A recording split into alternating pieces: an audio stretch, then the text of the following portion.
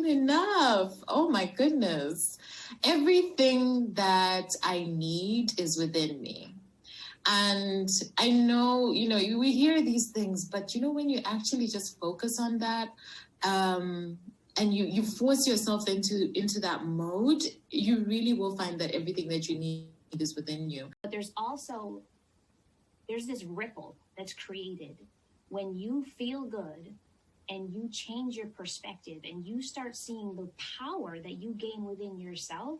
People around you level up too. People around you rise to your energy. It's an incredible feeling to know and to be told how good other people feel when they're around you. And that's like my constant reminder that I'm doing the right thing. I'm living the right way. I'm being true to myself and really impacting people that I come in contact with. And that really makes me think of a book that I led when I was in corporate on the HR space called What Got You Here Won't Get You There, right?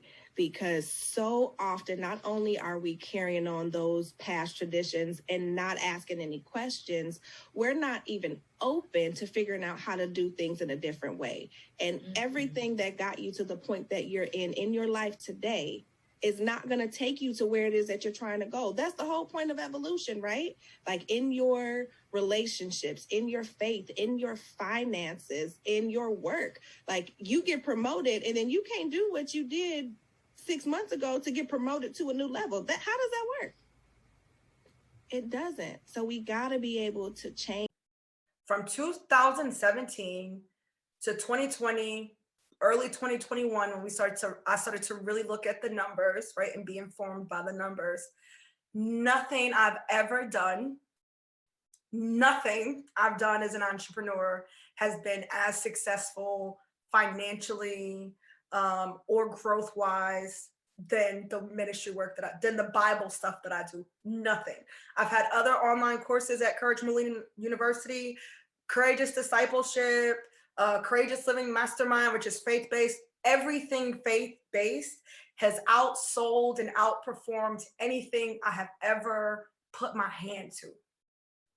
Without it being my focus, as I treat it like a side chick. So your girl's married to the ministry these days. I just want to get married. Meet me at the altar in your white. Whoa, you know what I'm saying? I started looking at God. Like, I love you. I trust you. I feel like I'm called to do this for you. So I'm going to put it on you. Now I'm going to take this leap, I'm going to try it.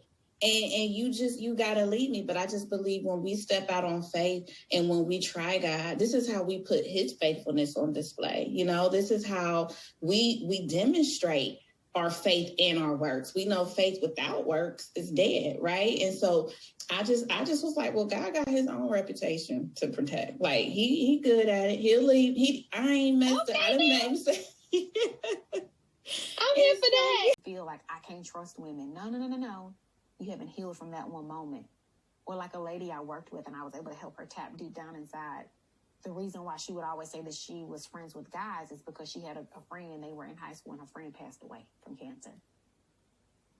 And she was like, I just don't do well with women. I was like, no, it's deeper than that. She hadn't healed from what she felt was that her friend left her.